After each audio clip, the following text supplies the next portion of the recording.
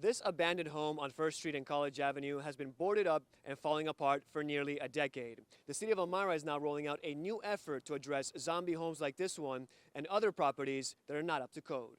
What we've coined this is City of Elmira's fight against blight. Standing in front of a decaying home that was built 154 years ago, Mayor Dan Mandel announced the start of a new era in the city's fight on blight.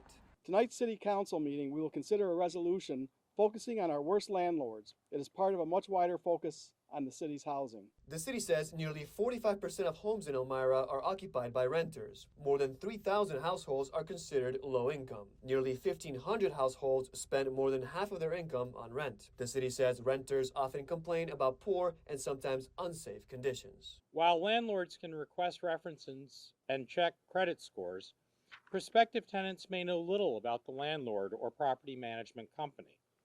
Tonight's legislation will mark one small step in correcting that particular imbalance. The resolution is a bipartisan effort being led by Mayor Mandel and newly elected 4th District Council member Gary Brin. It calls for publishing a monthly list of rental properties that fail to address code violations or are not properly registered and inspected. We know that some landlords and property managers create unsafe conditions to force out problem tenants. Don't do it. We are happy to work with landlords to address problem tenancy.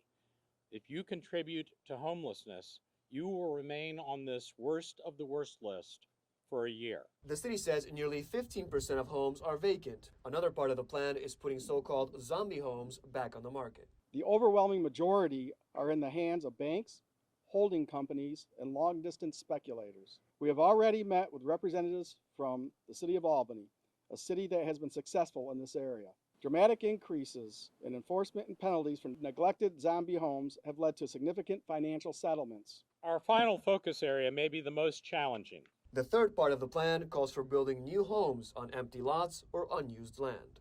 While we cannot reduce the material cost of construction, we can reduce expenses related to the approval process. We will pursue a series of approximately 6 different pre-approved designs that will fit the character of most Elmira neighborhoods. We will prioritize what is known as the missing middle, 2 to 6 unit properties with some units specifically designed for our aging population. To read the full resolution and to watch the full press conference, we posted it on our website. That's mytwintiers.com. In Elmira, I'm Nick Dubina, 18 News.